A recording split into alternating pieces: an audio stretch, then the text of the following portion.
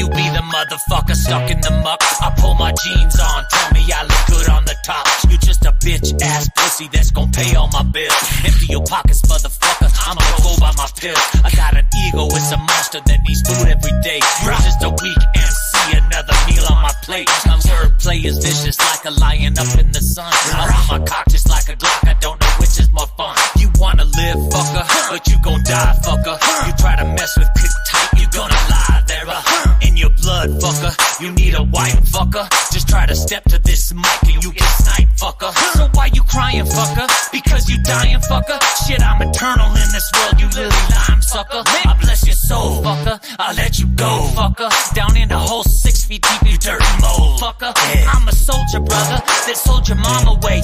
You need to pay for that bitch to have a better day. Don't matter anyway. Take it to him.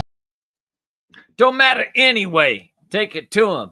We want to thank Click Tight for sponsoring Dangerous Thoughts. The Click Tight album will be dropping early next year. The Click Tight EP called Click Tight Cypher EP. And then a month later, the Click Tight LP will be dropping called Click Tight Texlarado. So we want to thank those guys for tossing music this way. This is Dangerous Thoughts. I'm your host, Manu Ntereme. This is your other host. I'm Tyson Strasberg. Nice meeting you. Yes. Hi, Tyson. No. You got COVID. We're not doing that today. Yeah. Damn. God, having COVID sucks. I got to tell you, like, I got 4 shots and then I got COVID twice.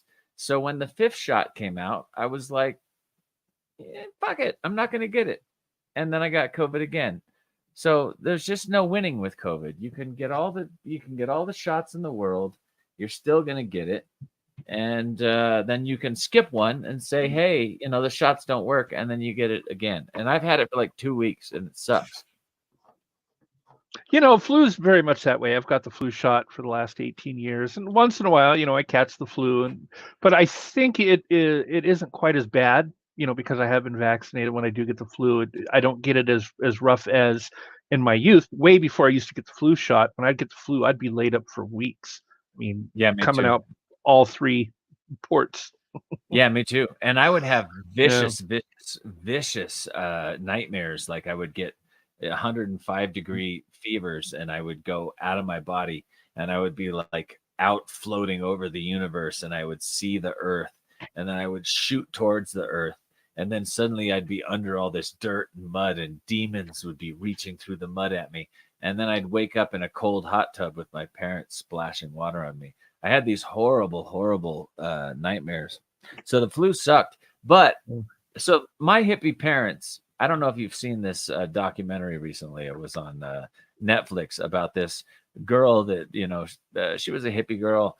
She thought she was like God. She thought she was in touch with the galactics, and she was going to be beamed up to a spaceship, and she had a whole cult of people following her. And she took colloidal silver, and she turned her face blue, which mine looks like right now in this lighting.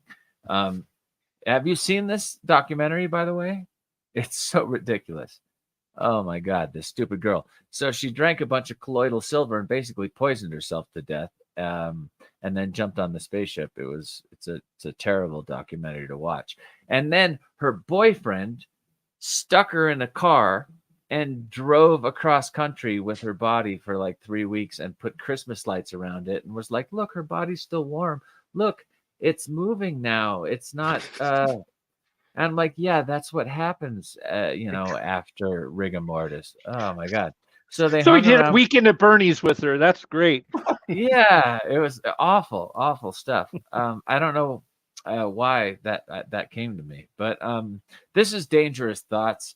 It's a wonderful show. We pick a topic that we think people should speak about, and we take it down the rabbit hole as far as we can.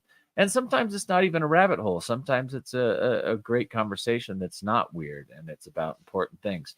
But tonight we've got an interesting couple of topics. One is great books that have been turned into movies, and great books that have been turned into horrible movies, and great movies that are actually or horrible movies that are actually great books, vice versa, all that stuff. So we'd love to take some questions right off the bat and talk to some sci-fi fans and some movie fans about like what books were their favorite adaptations that actually worked, and which ones were total duds. Tyson, do you have one on your mind? Yes, I've got two on my mind, and I'll start this off. So, um, I loved Harry Potter, both the books and I think the movies really did it justice. And I think Christopher Columbus, those first two movies really set the bar, and directors that followed really had to keep that tenor. And I think they did an amazing job. I don't think you could do better. That was just The guy wonderful. that discovered America was the director of the Harry Potter movie. Yes, yes. He came back just especially for Harry Potter. Chris Columbus is Wow, a that's great, real great director. magic. And then here's the complete reverse. Similar to Harry Potter, there is an 8-book series called Artemis Fowl by Owen Colfer. One of my favorite. I've read the series twice now. I've read all 8 books 2 times. Loved it. Just loved it. And I was reading it before the last 2 books came out, and I was right on Amazon. In fact, I don't even think I waited for Amazon. I think I stood in line at the bookstore You nerd. because I had to get that last book, and I ended up getting it in hardback, and I have it right over there. The 8th book in the series, and then I heard Disney was going to put out Artemis Fowl, and you can still stream Artemis Fowl on Disney today. I get a and I was hardback just from getting old. I get a hardback. Dame Judi Dench. I mean, it was an all-star cast, and it was crap. They started Artemis Fowl surfing. Artemis Fowl. He was white because he never went outside. He was, very, very Eddie When did Munster these films looking as come far out? as Because they must have been so bad that I've never ruined even heard. it. No, never even it heard of did. I don't even know if it came out in theaters. It might have came out. It did because I went and saw it in the theater because I wanted to see Artemis Fowl so bad, and it was shit. They ruined it.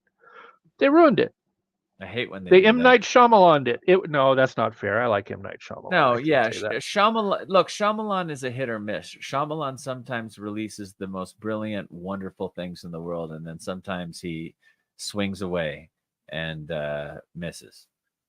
I'm going to lose every fan of this show by saying this, but I actually liked The Last Airbender. No, Last Airbender was awesome. No, we're going to get hate mail because the animated series, he diverted from the animated series, which came first, so much that I guess, like me with Artemis Fowl, it's like, oh my God, you ruined it. A lot of people feel that they did that. Yeah. I see. Yeah, I'm a big fan when they stick to the books. Right. So let me give mine. One of my favorite books that they stuck to, that like a glove, was the Johnny Depp film Fear and Loathing in Las Vegas.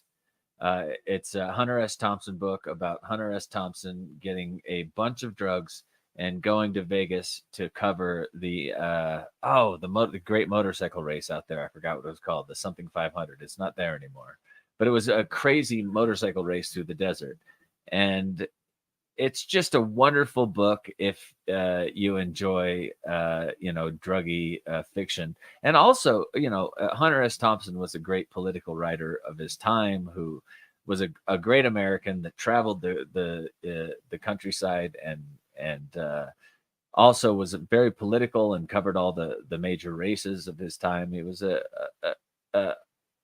too weird to live and too strange to die, an amazing person.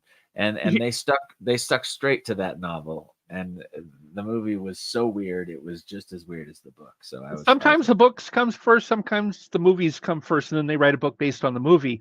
With Star Crew, who's going to write the book? Is somebody going to write it? Is there going to be like a graphic novel or just a book? A graphic novel is in the works for sure. We don't have the talented artist or I might write the graphic novel. I might take a shot at that. The interesting thing is graphic novels are really, really difficult to write. Screenplays are tough. Novels are a whole different world. But graphic novels, you have to write the exact dialogue that fits in each panel, and you have to put each panel on the page and describe the panel and then the dialogue that fits in the panel, and you'd be surprised at how incredibly difficult that is to do. I've been blessed to know a few pretty talented and big name comic book artists and seen what they do, and it's a really hard thing to write a comic book. So let's take our caller. Let's have a conversation about books and movies and where they really blew it. Never Ending Story started out strong. The first Never Ending Story was amazing. One of my favorite books. I mean, one of my favorite movies. Books to movies ever made. But then it sort of petered out when they tried to keep it going.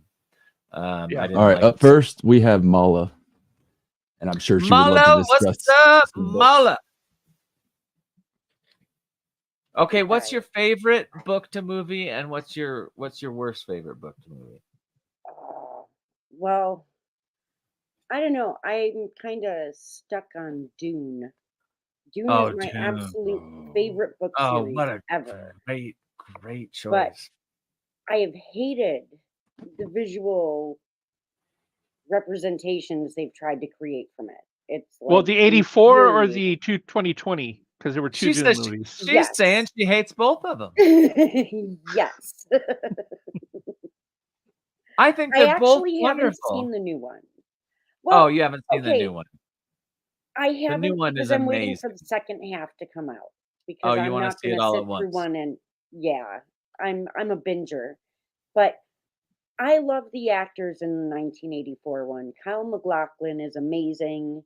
Oh, who knew Picard was in Dune? I'm a ginger. He was Gurney Halleck, and he was awesome.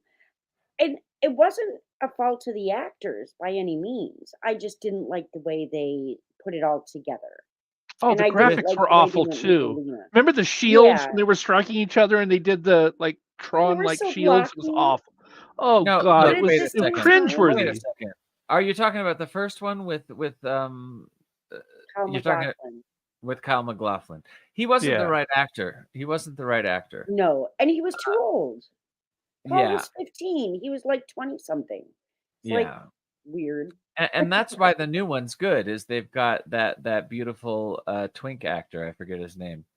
I know who you mean. He's super famous. He's super famous and an incredibly good actor. And totally sexy and skinny, and he's wonderful as Paul Atreyu or what. Atreyu.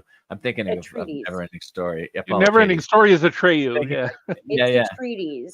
Yeah. Artex, please. Artex.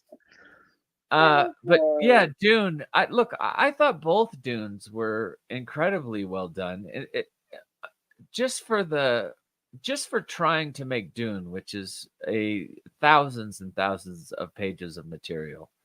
And the first one was made. This was the first time that one of my favorite directors got a Hollywood chance at a big movie.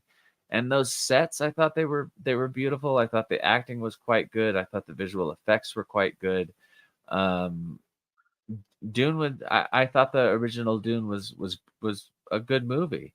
There were definitely mistakes. I don't think Kyle was the right guy to hire, but that was sort of there were gaps. There were gaps.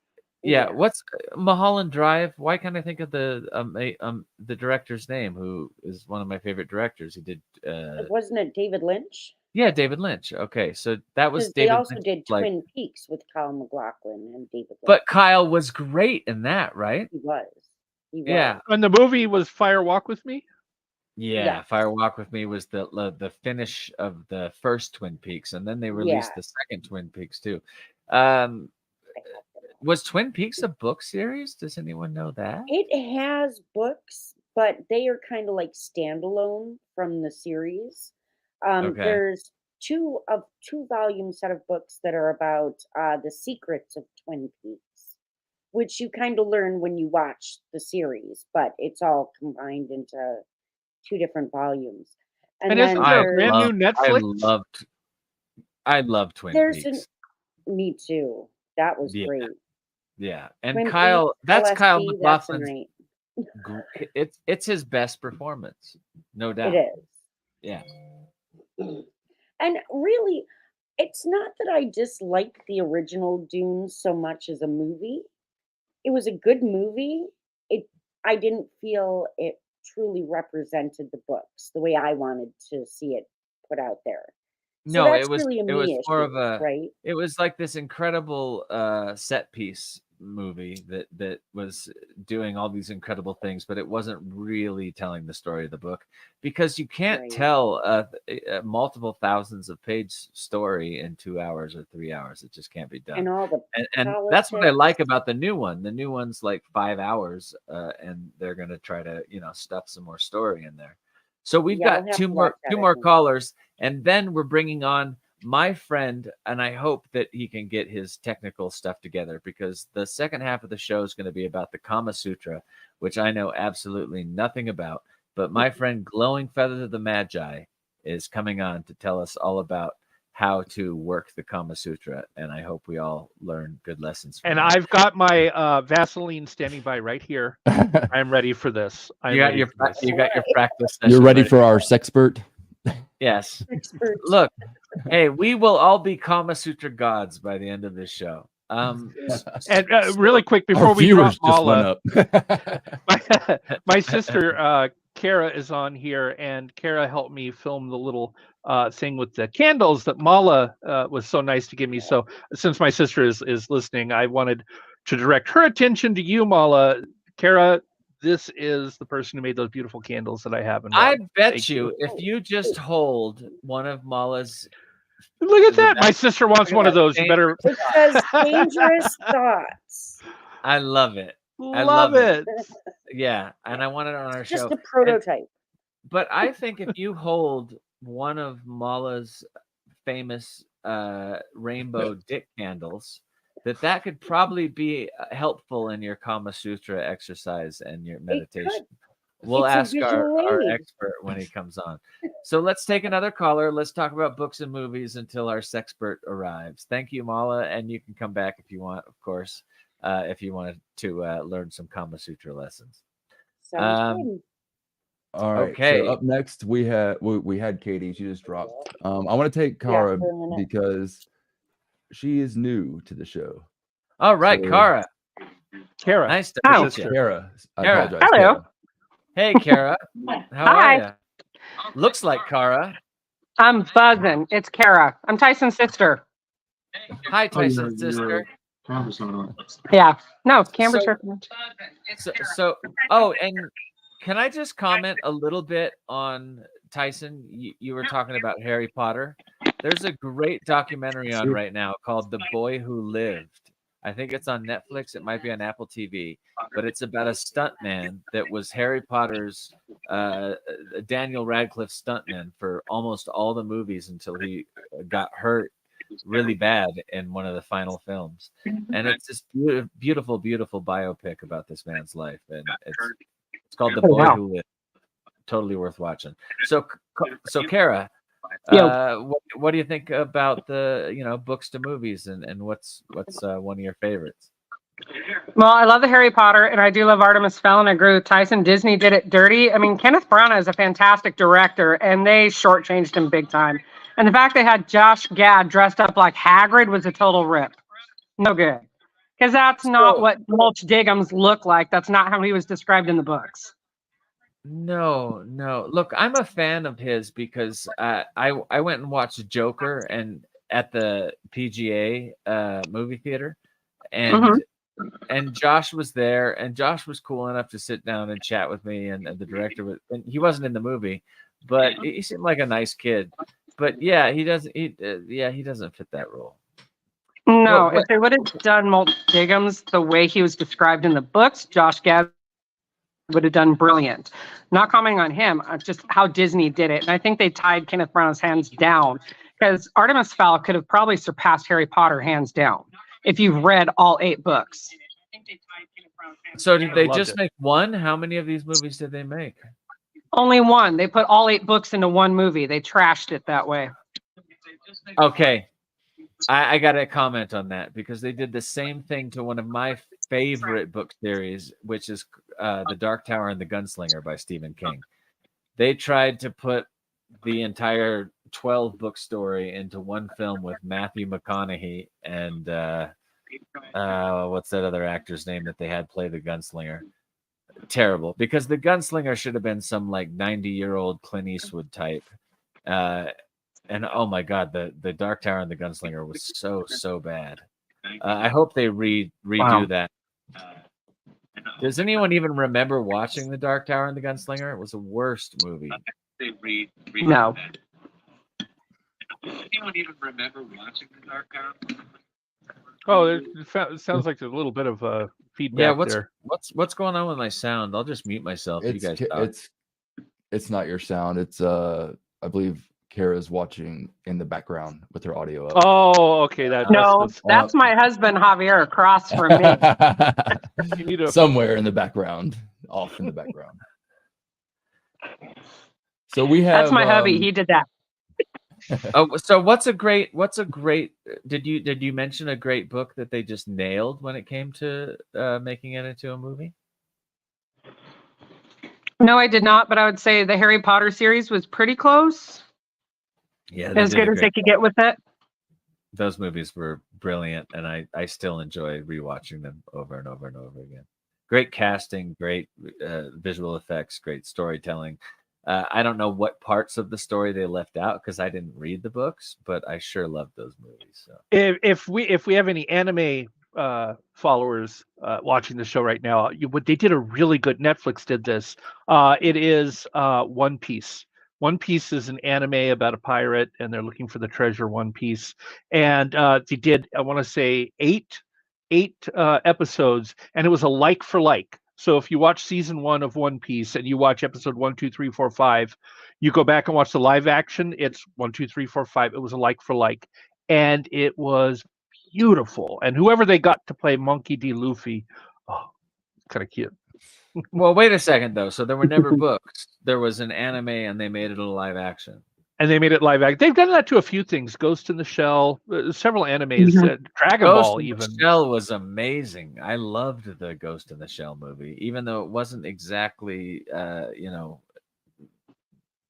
same thing, but it was still a wonderful movie. It was wonderful. Yeah. Dragon Ball sucked. That's a whole nother show. Man, I didn't even give Dragon Ball a chance. Did they do a live action Dragon Ball Z? Yep. Wow, I didn't even know they tried that. Awful. But go watch One Piece. One Piece is worth watching. I will. All right. Do we have another person that wants to talk about books and movies before we have Katie back. Our sex expert shows up. All right, Katie. Our sexpert. Kama Sutra. We're gonna get into it tonight. Good morning. Good morning. Do you know anything about the Kama Sutra? A little bit. A little bit. So tell us that little bit. What little bit do you know?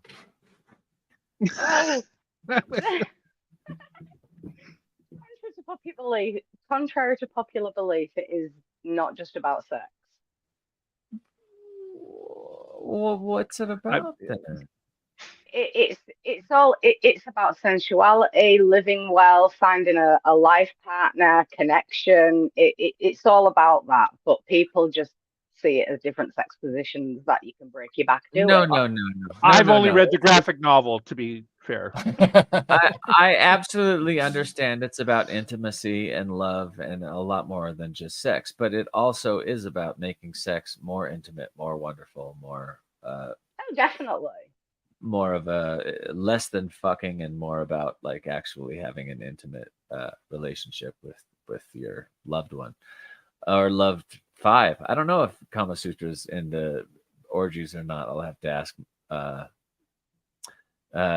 Glowing Feather the Magi when he comes on. Oh, Charles Pearson says, hi, y'all. Glad to be here to watch Dangerous Thoughts. Cheers to Manu and Tyson. Charles, you look hammered. I love you. This is Chuck Pearson. He was a friend of mine in high school. He is a friend of mine now. He looks loaded in this picture. So cheers to you too, sir. Love you, Charles.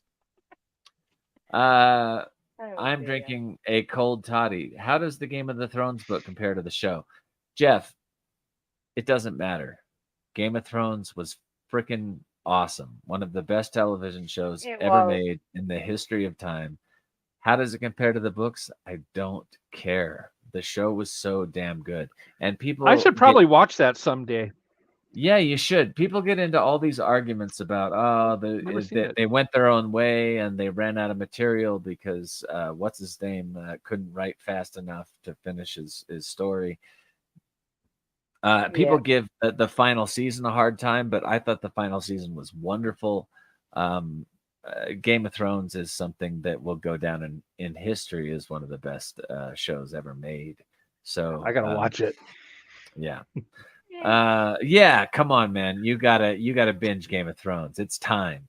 And when you come back in the next couple of weeks, if you haven't binged Game of Thrones, I am gonna come over there. You will binge punch you in Mrs. the Brown's nose. Boys. It is amazing. It's a Britcom, and it is absolutely hilarious. Brendan O'Connor, O'Carroll. Sorry, Brendan O'Carroll. You don't like it? Oh, it's funny. Okay, wait a second. Brown's Boys. So of course we bring Katie on, and right away our chauvinistic, terrible selves just step all over her. We haven't even let her get her. I'm sorry. My bad. Katie, what did you want to say to these horrible misogynistic hosts of yours? You have some audacity, my dears, but I love you to bits. So, I'll let you off this one. Dyson should let you off this one time. Where's my beer? Oh, Jesus Christ, No, books to TV and and movies. A lot of people hit on the Mortal Instruments movie that was based on the series of books by Cassandra Clare, but I love it. And also the TV show Shadowhunters, even though they're very different. But one of my favorite movies that is from a book is Matilda, the original one with Danny DeVito. Check this out. Now, there's some serendipity going on here. Matilda, when I was 17 years old, I moved out to Hollywood, and my buddy Michael Hoffaker, who's actually editing Star Crew, brought me down to Matilda post-production editing bay, and I think it was at Sony, backstage of Sony or Paramount. I think it was Sony. Might have been Paramount. Sorry, I was 17. But I got to meet Danny. That day I got to meet Kevin Spacey, which is, led to all sorts of fun downfalls. But Matilda was amazing. What an amazing movie. And I love Roald Dahl too. So any Roald Dahl I love all his books. Try. Yeah, Big Friendly Giant, James and the Giant Peach. You can go on and on and on. I wish the Twits are one of my favorites of his. Yeah, I wish they would have done Big Friendly Giant with more of a, instead of a cartoon, more of a like an actual human being playing the giant. Well, they've done it as a movie, haven't they? A live action movie. I haven't seen it yet. I'm kind of dreading watching it even after all these years, but I absolutely love the original BFG movie. Yeah. The cartoon. But the cartoon one. But one thing that I don't like about certain people, and I know that I'm going to lose a lot of friends with this, but I'm going to say it anyway. Cool. I can't stand it when people start comparing books and their TV series, because I've mentioned the Mortal Instruments. I actually read the books after I saw the movie and the TV show. I didn't even know that it was based on books until the final season of Shadowhunters, the TV show. And the amount of arguments that have been caused over, that was different in the book. That didn't happen at all. That character wasn't even in it. And I'm just like, well, hold on a minute. Each individual one is fantastic in its own right. And, the multiverse and all that. I'm a very big believer in that. And even when it comes to adaptations of like movies from books and like making them into a TV series, and when you start comparing them, especially when you get into arguments with people, you can kind of sometimes spoil it for yourself. True. Because you start comparing them so much and you're like, oh, do you know what? I really don't like that TV series anymore. Or, oh, I really don't like that movie anymore. They take a book and they adapt it for television or they adapt it for film and they just shit the bed. They do. They lose the entity of it. As long as the initial essence is still there, then that's fair enough. But if they completely ruin it and they take away the very core essence of it, then yes, that's when I do have a problem. Yeah. But generally speaking, if it's a good movie or a good TV show, even if they do change things, that's fine. Yeah. It's still brilliant and the essence is still there. As long as they keep the core of the story. Yeah. Yeah. I saw a movie recently and I can't remember the name of it, but it had Ben Affleck and it was about this. Ben Affleck was like this old literature lover who ran the local bar down the street, and he was like the uncle or the step uncle of this young kid who was a brilliant writer that was going to go off to Yale and maybe have a career. And Ben Affleck was just this old drunk that never wrote anything but loved literature and helped the kid. And it was very real life as far as like, I wish I could remember the name of the movie. It's going to drive me nuts. Oh, by the way, guys, if you want to join us, you can write to Subscript Pirate on X, write him a DM, and you can come on and be a part of the show. Or you can also look at our little scrolly thing at the bottom and smack our Discord right in the face and join us that way as well. Our Discord is... I used to have this memorized, but I don't now because I have COVID. COVID sucks. Yeah, it sure does.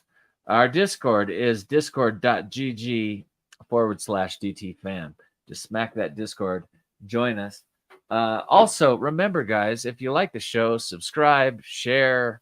We're trying to grow the show. We're also trying to have more of you involved. We want people to really make this a big YouTube hit. We want a format. We want writers. We want visual effects artists. We want anybody that works in film in any way, shape, or form.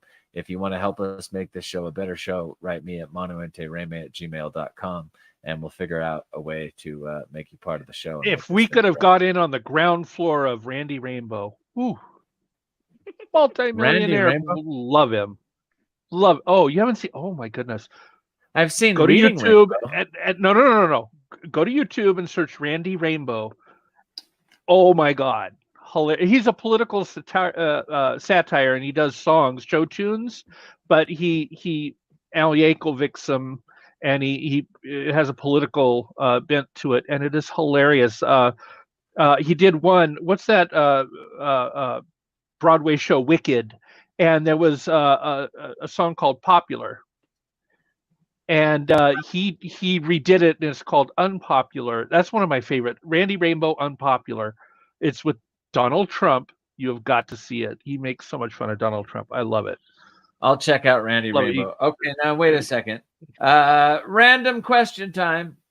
Oh. Random question.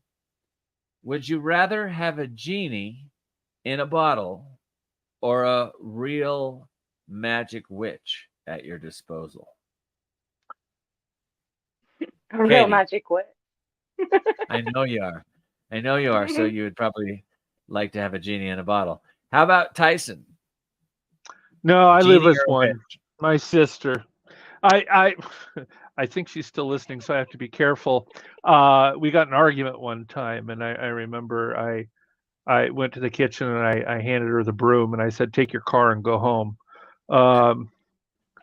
To which was not a good idea because I just handed her a weapon. So that didn't end well for me. But the only reason that I would want a witch is if I could pick the witch, and if she was a real witch. Like, I want the witch from the TV series Bewitched that wrinkled her little nose. And Samantha. I want Samantha because when she wrinkled her little nose, it was so sexy that I could get right into the Kama Sutra off that wrinkled nose. And then you wouldn't run out of wishes. And with a genie, I'm pretty sure you only get 3 for the most part. I haven't heard of genies that give you multiple wishes.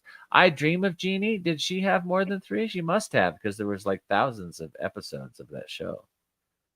She was hot. Samantha was hot, but Samantha was.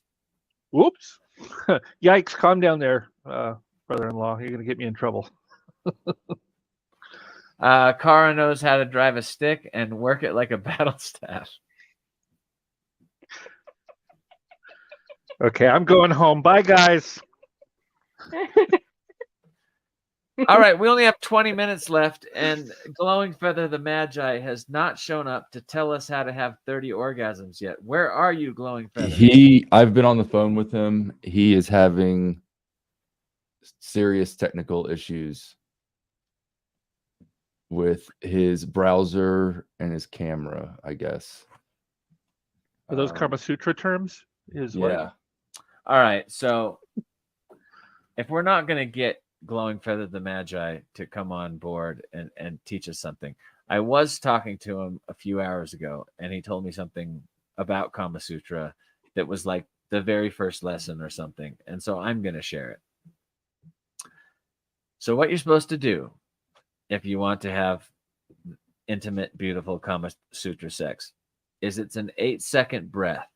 So if you are breathing your essence and your genitals into your partner, you are supposed to, I believe, anybody having 30 orgasms is going to have technical difficulties before the show.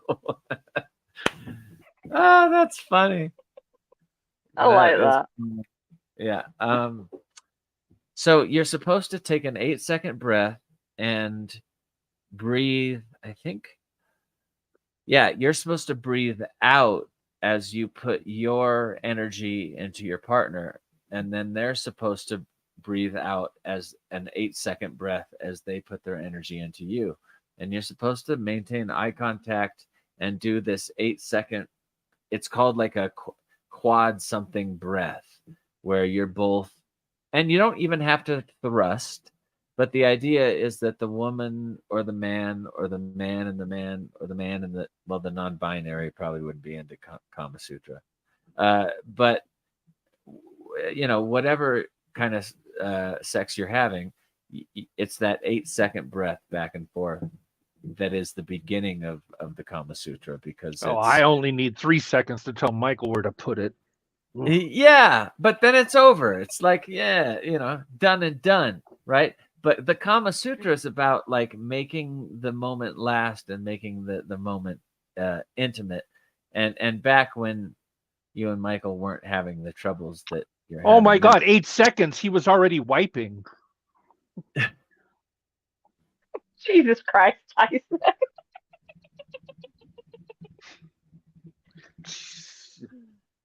Now, the Kama Sutra, what I've always heard in these stupid movies is that you can somehow like learn how to, with this breath, control your orgasm so that you. We had him, and then he disappeared. Again, very much like Michael. That's exactly what I'm talking about. He probably had another orgasms. He was like right there, and he was like, "Oh, another." All right, we have him. So, Katie, if you you would like to hang out backstage, we might bring some people on a little later on. But I have the Maji. Mm-hmm. All right, Glowing Feather, the Magi. I'm here. Hey, all right. Our resident expert on the Kama Sutra is here with his Christmas tree that looks like an orgasm right behind him. So here's the key. All right. Here's the key. Intimacy. Into me, I see. Love is not about making, taking, needing, want, desiring. Love's about giving. The Eastern aspect of love and deity is yin yang, Shiva Shakti, masculine, feminine, the sacred duality, where the West is always about male, need, want, desire, conquer. It's like most men, and I'm going to get graphic, but most men just masturbate in women. Just take them, release them, and time to go to sleep. But Tantra says there's 1,001 erotic zones on the male body, 1,001 on the female's body. The thing is, the male zones are governed by the sun. So they're consistent. What feels good one day will feel good 10 years from now. For the feline, the feminine, they're governed by the moon. What feels good one day may feel terrible 10 minutes later, an hour later, because they're governed, they change. So here's the thing. Tantra says, before you, as a male, to love a woman, bond with your inner feminine. Have your lover bond with their inner masculine. And then you're in a sacred duality within you and them. You're not in a twosome, you're in a foursome. A moresome. And that too. Yeah. So tell me about this. I was trying to tell people about the breathing. The breath. Yeah. So what? Tell people about this. How do you? Okay. Now watch. Here's the breath. Say I'm looking at my beloved right in her eyes. Look in her eyes. Look in your eyes. And one partner does this and pushes the energy out. The other partner's going, bringing it in. And then you reverse.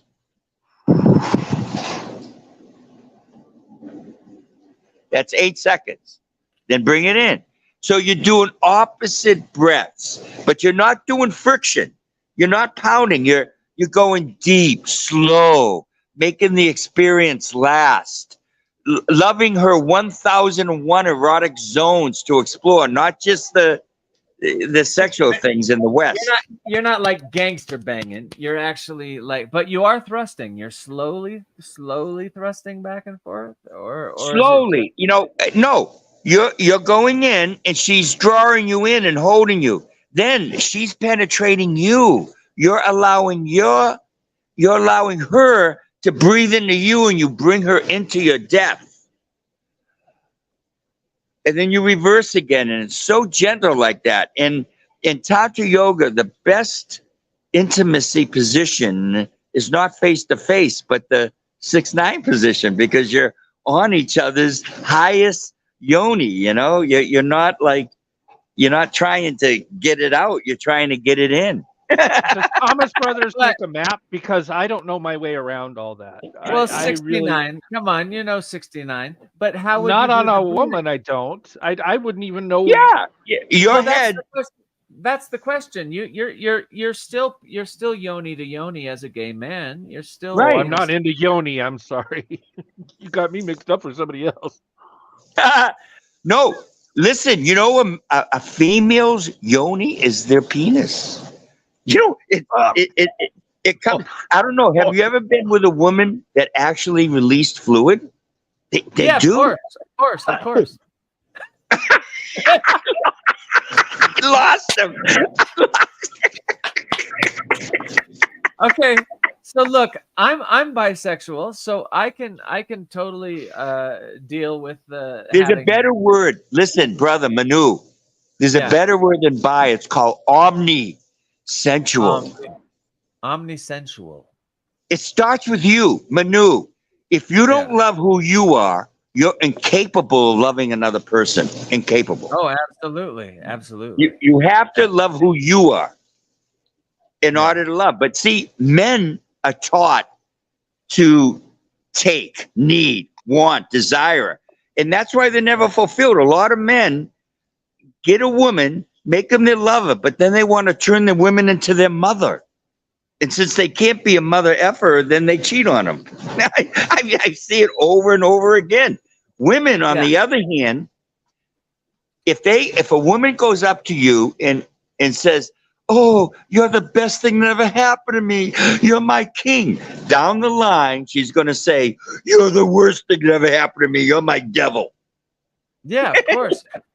But okay, I've been trying to talk to my co-host Tyson about this. Because Tyson is he's a gay man, not omnisensual. He just likes boys, men, and he's a top. And there's this idea of top and bottom in the gay culture, where very homogeneous.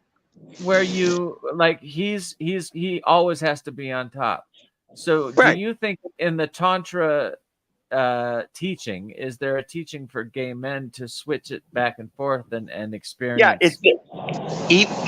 Two gay men that are masculine are going to be good friends, but they're not going to have intimacy. The masculine wants to be with the feminine wants to be with the masculine. Two gay women that are really masculine are going to go to bars and cruise for the feminine. And it's the same thing. One's going to be wanting to watch television while the other one's like cleaning the house. No, you got to do the duality.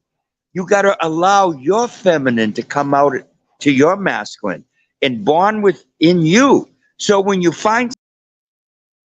I was having... Oh, you're back. Sorry. Yeah. It's got to be a sacred duality. Now, even in male, female, one is on top, one's on the bottom. But listen, change. It's beautiful to have, as a male, to have the feminine on top doing all the riding. And you're just like laying on your back, enjoying it. I've had too much to drink. You're spinning. Here I am on my Christmas tree. I had a place called Sharky. Look at this. Look at this thing behind me with sharks. Woo! Yeah.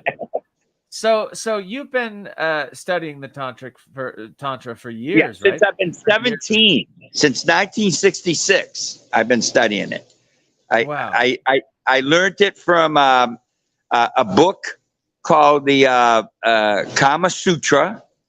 I read it at 17, but I also learned it from this book called Siddhartha by Hermann Hesse. Oh, Siddhartha is a great book. I didn't know there was. He's tantric. He talks about being the boatman, taking people from one shore of consciousness to the other. It's not. See, people think it's all about Western sex. Sex is Western. It's based on penis, vagina, breast, and ass. But Tantra is based on the 1001 erotic zones on the body, the ear, the middle hand, right here. This hand right here? Take a finger and touch the middle of that hand. You're going to feel tingly all over. Gentle. You feel the tingly? Yeah, right? Yeah. Do that to your beloved when you're slowly breathing her in and you tickle this while you're going. She'll it takes it to another level. So it really is about taking the time.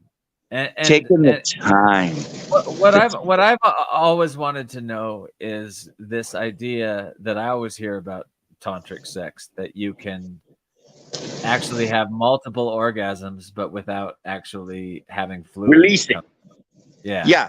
It's the breath again. If you do you remember Meg Ryan in that movie where she's faking an orgasm? Remember that movie? Yeah, what does she do? She does this.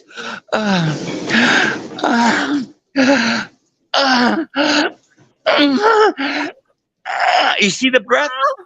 Yeah. Now here's the masculine breath.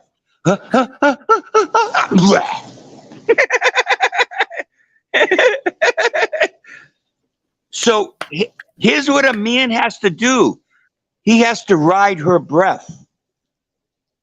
Ride her breath. Don't think about releasing. Think about her penetrating you and your gentle, softly. Look in her eyes. Tickle her ears. Bite her neck. Go up and down her spine. Find the points that she feels good. This doesn't feel good. Ask her, honey, does this feel good? No. Does this feel good? Yes. Hey, honey, do this. This feels good. And talk about it, because it's about into me, I see. It's not about getting off, because you can go watch a film and do yourself in 5 minutes, but you're not happy. I it's can do over. myself in 3 seconds, but that's just 3 seconds, right? Well, Michael's breath can peel paint. I don't know that I could take that in like that. Well, I mean, you have him brush his teeth and do some Listerine beforehand. No, you're not locking lips. Now what? You're Just not, do this you're not with me. breathing in each other's breath, or you would pass out. Good. Woo. Yeah, do this with me now. Watch this breath. Watch this breath. Everybody, you go like this. Bring it in. Keep going. Fill, then slowly release. Slow. Bring it in again, slow. Through your nose. Deep. Now out your mouth. So you could be doing the out the mouth right in their ear, or Right. or on the Out the mouth, right in there. Out the mouth when you're like on them. Yeah, well, in that situation, I would really prefer they do in the mouth and out through the nose. But because that's a better aroma that way. But yeah, it's just you're my always cooking, breathing in your nose and you're coming out your mouth. That's tantra, but you can do it alone. You can do it here. Look at this. Look at this. For the Santa. last year, I've been doing it alone.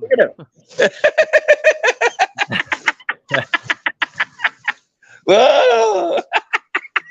That's Santa's. He's getting it on. He's got a little shaking in his hip. Hey, okay, here's a joke. Do you know what's bigger than Santa Claus? What? Santa sentence. A sentence is bigger than a clause. Oh, God. You're such an English teacher. By the way, Maji, I loved you in Airwolf. I just want to say that right now. You like me in what? Airwolf. Wonderful show. Has anyone ever told you that you look like Ernest Borgnine? No, but I was Screen Actors Guild. I was in Witches of Eastrick as Jack Nicholson's double. I was the guy. Yeah. Wow. Do you remember the scene where Cher is the last witch to be seduced, and she rejects him and is leaving the mansion, and he's screaming and yelling at her, and he's only like this big on the mansion, and you have her face and she turns with hate, right? Yeah. That day, she was flown in from LA to come back and do that scene because they didn't like the scene first. So she flew in to do it. She got here. She flew all night. She got there at 9 o'clock in the morning, 10 o'clock. She comes out at 11 o'clock. Where's Jack? He's at the Boston Celtics watching the Lakers in a championship game. It is not even a no-show. So she refused. Right. She refused to come out until she came out like around an hour later. She came out. She did her scene, leaving. It's just her leaving and during that hate. But she's looking at me. I'm like going, and you know how you can tell it's me? One leg is shorter than the other, and you can see it's a limp. You ever see that? In the wide shot, you can see that it's you. Yeah, you can see my limp, but it's his voice. But I love that movie. That's one of my favorite But that movies. face, when she's turning with hate, that is not an act. She said, I'm never going to work with this bastard again. She never worked with him again. But you know what she did for the whole... Did you have any... Here's what she did for the crew. Here's what she did for the crew. She bought us all lobster. We each got an individual lobster. She paid like $600-700 to feed us all. There was about 20 of us on the set. Well, what did you feed the lobster? Susan Sarandon's in that movie too, right? Yeah, Susan Sarandon. What I did is, you know what a utility actor is, right? Susan Sarandon must be tantric. I mean, I just can't imagine that she's not. Tim Robbins. I was on set with them, but I was what you call utility actor. they had me as you know the scene where he goes through the town and all the paper is all around him and all that. That took 4 days. That took like close to 14, 15 hours of work to get like 20 minutes, 10 minutes. Yeah. When he loses it in the church and everything goes sour. That's my favorite scene in the whole movie. So wait a second. Do we have any callers that have any tantric questions for Maji before we end the show? Any goddesses, any females, please. The feminine energy of light and love. Love and light.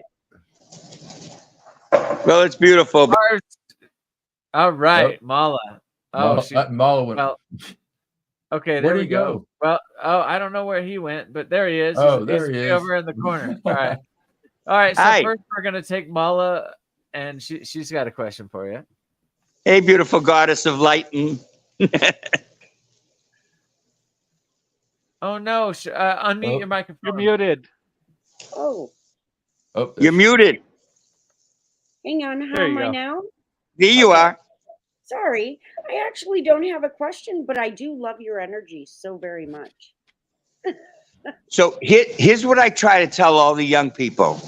Every man, every woman, treat everyone with the highest light of your love, the highest love of your light. You don't have to fight. You don't have to take flight. You don't always have to be right, but you're never wrong. Singing your heart song, living your life dance. But if we hold each human being in the highest light and not treat him as an object, a subject, a need, want, or desire, that will get our love higher. But this world is so filled. Look, even in the Bible, what happens? Cain kills Abel within like 1 page. You know, we have to stop this hate, stop this fear, and get into showing women, we men, really, really adore the fact that you carry that baby.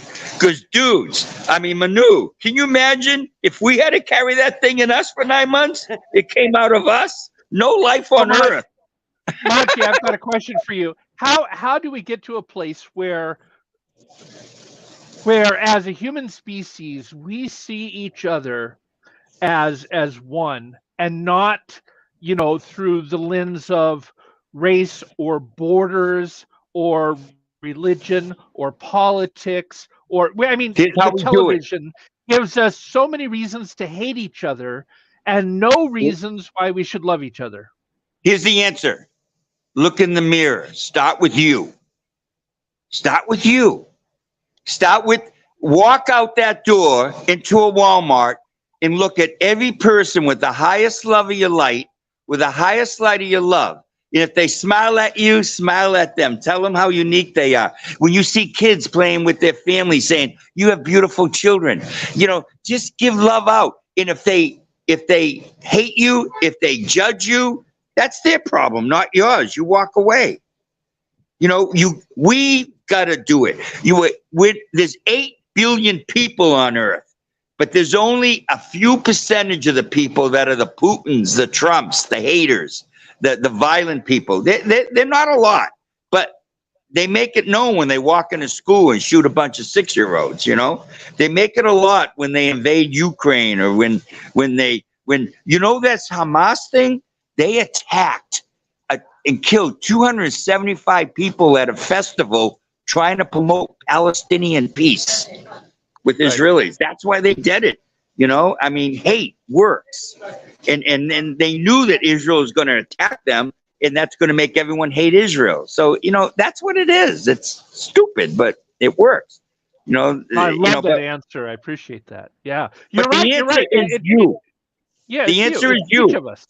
It's each of us. And how do we get that message, though? Here's the conundrum. I agree with what you're saying. Now, How do we get that message to 8 billion people? Here's how you do it. You be you, just like how Ram Dass be's Ram Dass, Jesus be Jesus, Shakespeare was Shakespeare. I can't do Shakespeare. If fucking Shakespeare can't touch me. We're all unique. I can't do Jesus, but Jesus can't do me. I can't do Buddha, but Buddha can't do me. Do you? And just love everyone around you. Stay in the light of your love. And here's what you're going to find out.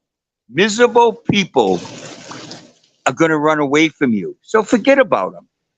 Talk to the people who go, oh my God, you are so beautiful. And you know what I say? It's but a reflection. And if somebody comes up to me and go, oh, you're such an asshole, I go, it's but a reflection. It's but a reflection. Yeah, I love it. And if they call me an asshole and I go, yeah, if I didn't have an asshole, I'll be full of shit like you. I'd rather be an asshole than a whole ass, right? Manu, you're muted. Hey, if you didn't have an asshole, you'd be full of shit. You know. for the last couple of weeks, I've been on that whole idea of that all of us are just reflections of one another. That's how. That really is what we are. We bounce off each other. We're all just reflections of light when it comes down to it. Okay, Manu, remember when you were on the Voyager? Remember that person, your family. They were going to let you back on your planet, and your family was going to give you back to the Borg. You know? We're going to sacrifice you because that's all they knew. Yeah. But yeah, whatever happened afterwards? Did you write your mom and say, you bitch? Like, what happened? I'd like to know. No, I forgave her. You know, they didn't show it in the show, but I had that whole thought process in my mind. You know, but guess who he had? He had 7 and 9 cuddling, talking to him. I mean, by the way, this no shit. I was writing out Borgnine, and you know how you spell Borgnine from Ernest Borgnine? It's Borg, B-O-R-G, and 9, like 7 of 9, N-I-N-E. Borg 9. Yeah. But here, I got it. All right. So look, we're 6 minutes overtime. We've got a couple more people with questions. So let's let Dave Hildebrand. Come on, Thank question. you, Mala. Thank you. See you later. All right, Dave. What's up, man? Well, I just want to say I love your energy, man. And yes, you do look a lot like Ernest Borgnine. I was a big Airwolf fan growing up in the 80s, and they're just like I can see it. Just a little more facial hair than Santini had, but just like, yeah, and your energy is just as positive as his too. We need more people like you in this world of that 8-9 billion people. And guess what? He served in McHale's Navy, and I was in the U.S. Navy. In 1966, at 17, I was off the coast of Vietnam. But what saved me is August 69, I was at Woodstock. McHale's Navy, another one of my favorite movies. I love it. And look, here's my button. Is that an actual Woodstock button from Woodstock? It is. That's pretty fantastic. 50 years old. It's 53 years old. Right on. Well, there's a love festival going on the right way. Hey, so let me part with a rhyme. Okay. Here it goes. Ready? Yeah. Understand the one demand. If you're woman, man in this land, pray the way you play. Play the way you pray. Every day, and especially at night, with the delight of insight. Don't fight. Don't flight. You don't always have to be right, but you're never wrong singing your heart song. And belief is this. I believe in you. Look at the word guru. G. You are you. A true master reflects you. And that's what I do all my life. Manu knows me from Rainbow. He knows me from life. I reflect love and light. Now, not everyone loves me. Some people can't stand me. I'm too much for them. And I look at them and I go, deal with it. I'm stuck with me 724, 365. I do rhymes in my sleep. I wake up rhyming, I feel you, man. I feel you. I got 2 hip hop albums coming out in early next year. I'm going to send them to you. And one folk album. Manu, I want us to do a movie on the farm. You have to come to Earth Rose Farm in my living years. You have to see it, brother. Earth Rose Farm. My 75th birthday is February 12th to 14th, and it's 3 weeks before the Envision Festival. And if you come for that month, it will blow your mind. Bring your beloved, come and glowing All you feather need the is a hat. Magi. You'd be Amish. It's perfect. Yeah, well, you should see his hats, man. Glowing Feather the Magi lives down on Earth Rose Farm, and is it Costa Rica? Yep, 50 acres. Yeah. The water comes right from the rock. I have over hundreds of fruit trees.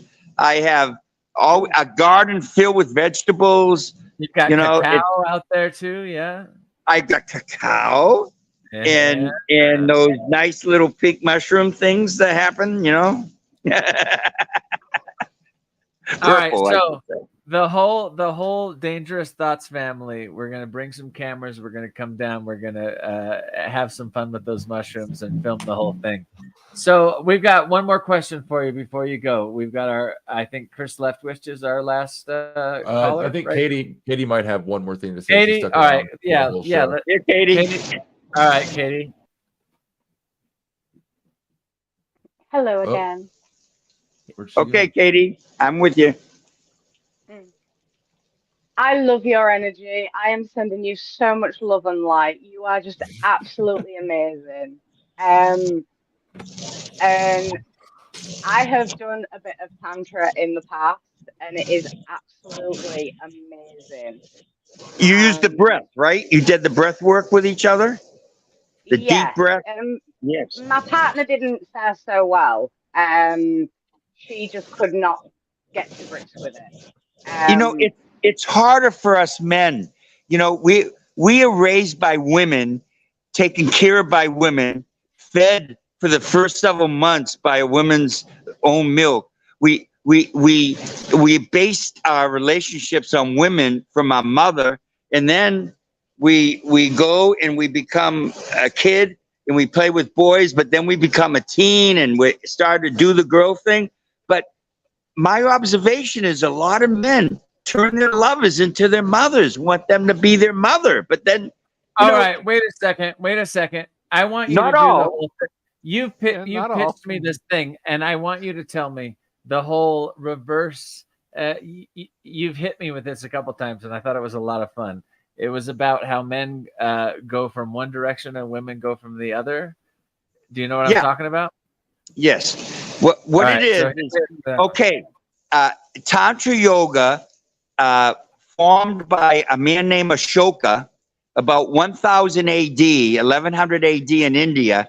He had this great empire, and they knew where the stars were. They knew everything. They did the Tantra. There is a place in Pune, India, that has 108 sacred positions. And what they are is 26 lying down, 26 sitting, 26 standing, and 26 hanging. And they have the statues of these people. And when you go there, you got all these like Hindu women and Muslim women and Buddhist people all looking at these statues and looking at intimacy and stuff. This is because male are governed by the canine. A woman is a female, has masculine and feminine. Male has masculine and feminine.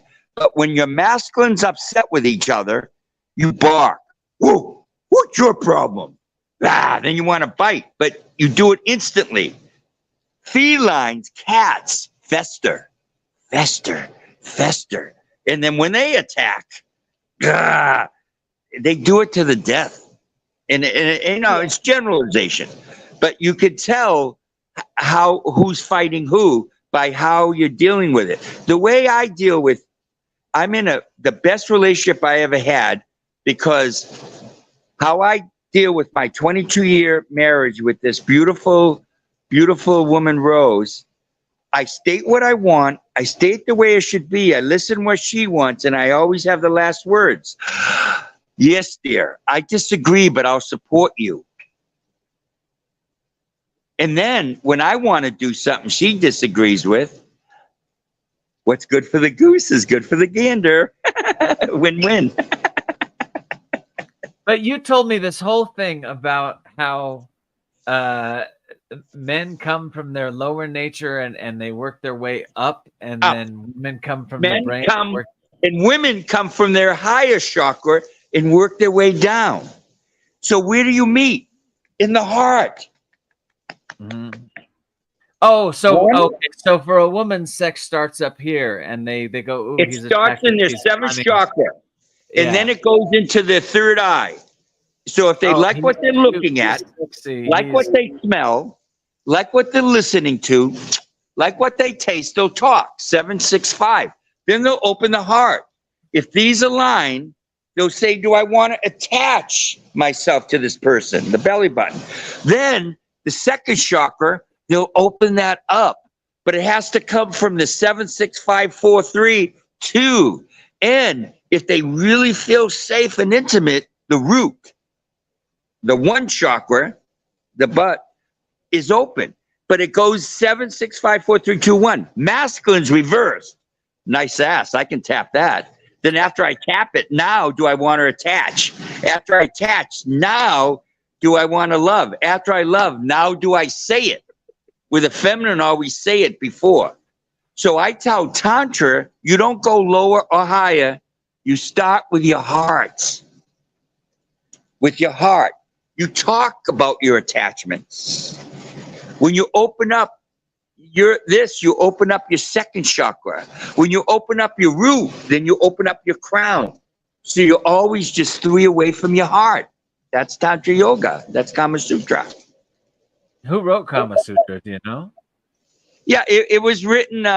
It was written during Ashoka. Really pushed it around 1000 A.D. But it's even older than that. Buddha was a Tantra. He. You know, I mean. Oh no! I don't want to lose him before Leftwich. See, that's my bad. That's my bad hosting. Okay, Hello? he's coming back. He's coming back. All right, we got one more question from you from Chris Leftwich. We're 16 minutes over time, so we got one more for you. Thank you. I'm here. All right. What's the question? Chris. Hey, what's up? Okay. All right. All right. Yeah. Great show. Love your energy. You are awesome. Yeah, we need to shoot some pool sometime. Yeah, I really don't have a question. I do want to say that I figured out the whole, touching the girl right here thing when I was in high school, and that works. Trust me, it really does.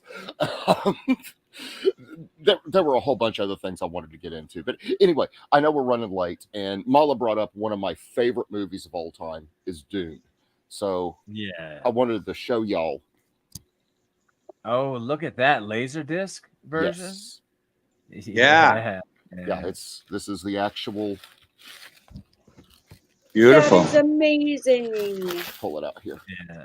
I had one of those and I put it on my record player and it just ruined it. Dude, I found the player Dune, The Day the Earth Stood Still.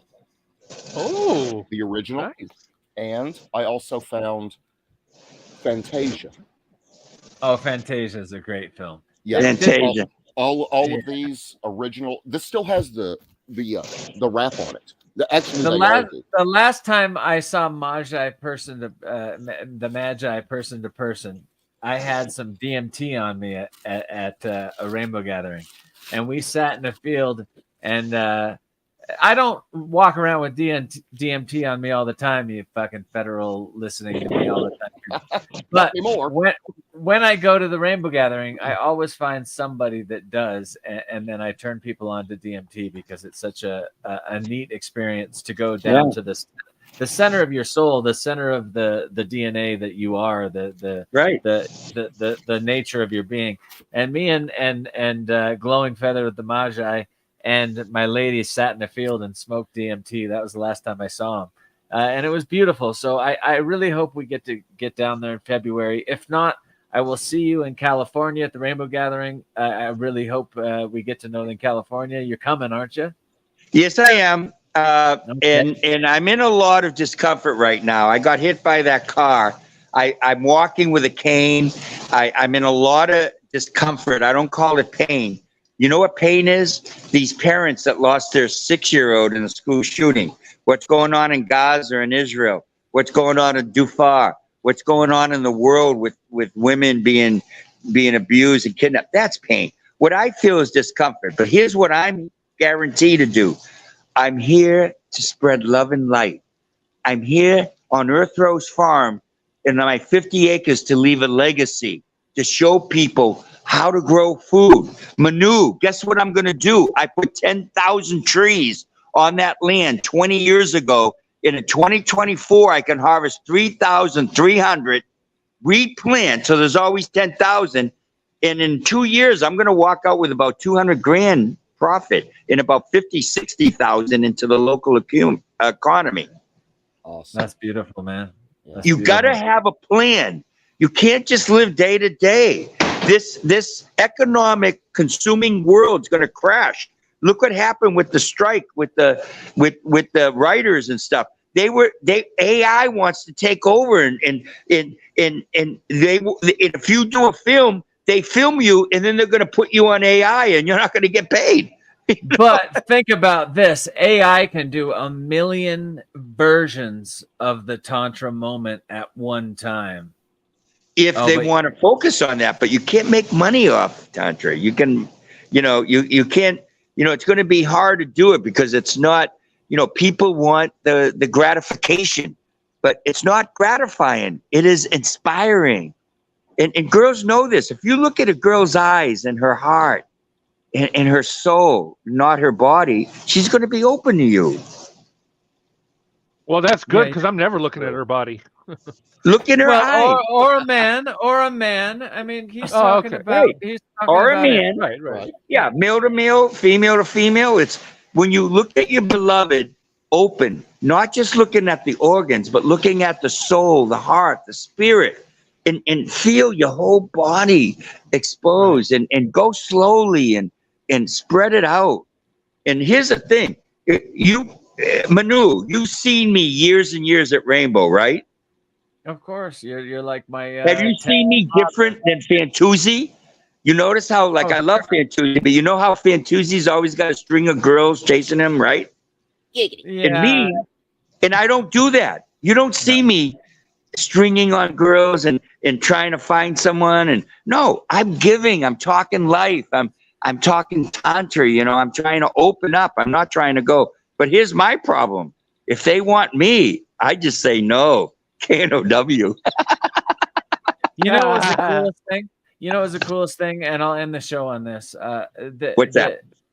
The last time I saw you, right when we came back from the field, we ran into this woman who had cancer and she only had a couple months to live. Right. And you didn't bullshit her. She came up to you and one of her friends knew me from Star Trek. And you said a really beautiful thing to her. You said, look, you're going to die. You're going to die soon, and it's okay. And let's all hold this beautiful person, and let's help her transition to the next place that will be so beautiful. And it's okay that you're going to let go. And if you have some miracle transition and you beat this cancer, wonderful. All the more wonderful. But one day, no matter what, you're going to die and transfer on, and that's okay. And you could see her; her eyes immediately started pouring in a glorious way. It was joyful tears, and we all held her. She accepted it. She accepted it not as pain and suffering, but one door is going to close. I even said this to her: one door is going to close, and another door is going to open, because that's life. If you be a planet, a plant, a solar system, a galaxy, beginning and ending, new beginnings, new endings, endlessly. Yeah. Right on, man. It's good to have you on. And we've gone 20 minutes over time again, but it was totally worth it. I love you, man. Love it. Everybody that listens to Dangerous Thoughts will be back next week.